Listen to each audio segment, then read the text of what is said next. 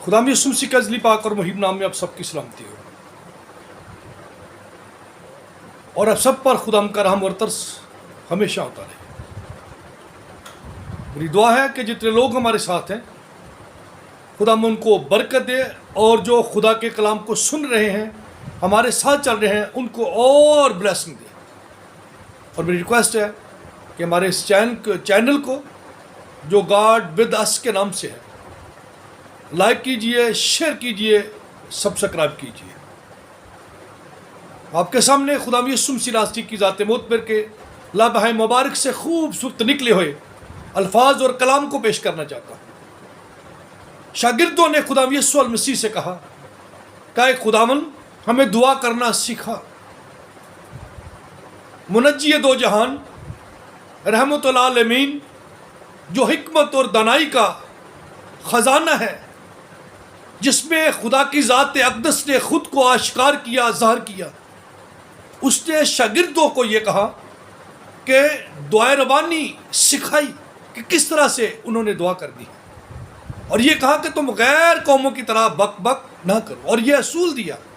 کہ جب تم دعا کرو تو دوسروں کے قصور معاف کرو، اس لیے کہ اگر تم دوسروں کے قصور معاف کرو گے تو چھٹے باب کی 14ویں آیت میں، متی کی انجیل چھٹا باب اس کی 14ویں آیت میں ہم پڑھتے ہیں اس اصول کو کہ خداوند نے کہا کہ اگر تم آدمیوں کے قصور معاف کرو گے تو تمہارا آسمانی باپ بھی تمہارے قصور معاف کرے گا۔ اگر تم نے معاف کرو گے تو تمہارا آسمانی باپ بھی تمہارے قصور معاف نہیں کرے گا۔ پھر ہم خدا کے کلام میں مقدس میں متی کی انجیل اس کا 18واں باب 21ویں آیت سے لے کر باب کے آخر تک دیکھتے ہیں۔ وہاں ایک واقعہ ہے۔ مقدس پطرس جو ہیں وہ خداوند یسوع المسیح سے پوچھتے ہیں، اے خداوند اگر میرا بھائی میرا گناہ کرے تو میں کتنی بار اس سے معاف کروں؟ تو خداوند یسوع المسیح سے وہ ساتھ ہی یہ کہتے ہیں، کیا میں 7 بار اسے معاف کروں؟ مسیحی خداوند جو شفا کا منبع، جو رحمت کا بانی ہے، جو اتنا مہربان ہے، اتنا معاف کرنے والا ہے کہ ہماری خاطر اس نے خود کو دے دیا، قربان ہو گیا تاکہ ہم بچائے جائیں۔ اس نے یہ پیغام دیا کہ 7 بار کے 70 بار، اور خدا کا کلام پڑھنے والے لوگ، اس پر دھیان گیان کرنے والے لوگ کہتے ہیں اس کا مطلب ہے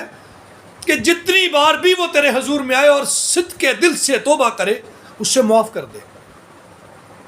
کلام مقدس میں پھر آپ نے ایک تمثیل کے ساتھ شاگردوں کو اور سننے والوں کو یہ بات سکھائی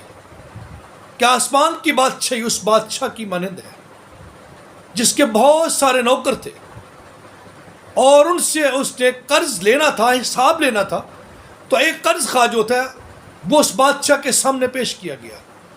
اور اس کے قرض کی رقم بہت زیادہ تھی، کیونکہ کلام مقدس پہ لکھا ہے کہ وہ توڑوں پر مشتمل تھی۔ 10,000 توڑے اس نے قرض کے دینے تھے، اور قرض دینے والا یہ جانتا تھا کہ یہ رقم کثیر ہے، میں اسے ادا نہیں کر سکتا۔ اس نے مالک سے، بادشاہ سے ہاتھ باندھ کر ریکویسٹ کی کہ مجھے مہلت دی جائے اور میں آپ کا یہ قرض ادا کر دوں گا۔ کلام مقدس میں لکھا ہے مالک نے اس کی ریکویسٹ کے سبب سے اس پر رحم کیا، اس پر ترس کھا کر اسے معاف کر دیا، اور جب وہ شخص معافی پا کر کے، رہائی پا کر کے، رحم کے اصول سے مستفید ہو کر، آسودہ ہو کر واپس آ رہا تھا، تو اسے اس کا اپنا ہم خدمت ملا جس سے اس نے صرف 100 دینار لینے تھے۔ اس نے اس کے گلے کو پکڑا، دبایا، اور اس سے کہا کہ جب تک تو میرا کوڑی کوڑی ادا نہ کرے گا میں تجھے ہرگز نہیں چھوڑوں گا، اور اسے قید میں ڈال دیا۔ اور کلام مقدس میں دیکھتے ہیں اس تمثیل میں مسیح خداوند نے فرمایا کہ اس کے جو ہم خدمت تھے انہوں نے جو کہا، جا کر مالک بادشاہ کو بتایا کہ اس نے اپنے اس شخص سے جس سے ہم خدمت سے اس نے لینا تھا، قرض لینا تھا، اس نے ایسے بہیو کیا ہے، ایٹیچیوڈ کیا ہے، اسے معاف نہیں کیا۔ سو اس پر مالک نے خفا ہو کر بادشاہ نے اسے بلایا اور اسے کہا، کیا تجھے واجب نہیں تھا کہ جب میں نے تجھے معاف کیا جب میں نے تجھ پر رحم کیا تو تو بھی اس پر رحم کرتا، تو بھی اسے معاف کر دیتا۔ اور اس پر بادشاہ نے خفا ہو کر اس کو جلادوں کے حوالے کر دیا، اور جلادوں نے اس کو قید میں ڈال دیا، اور جو اصول پہلے تھا کہ اس کے بیوی بچوں کو بیچا جائے تاکہ یہ قرض کی رقم ادا کر سکے،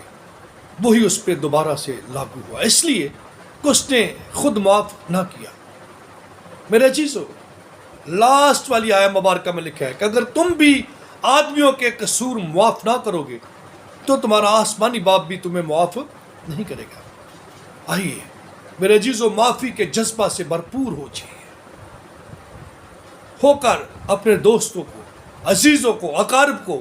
شکوہ شکایت کوئی بھی ہو سے معاف کیجیے، تاکہ میرا اور آپ کا مسیحا ہمیں معاف کرے، ہمیں معافی دے۔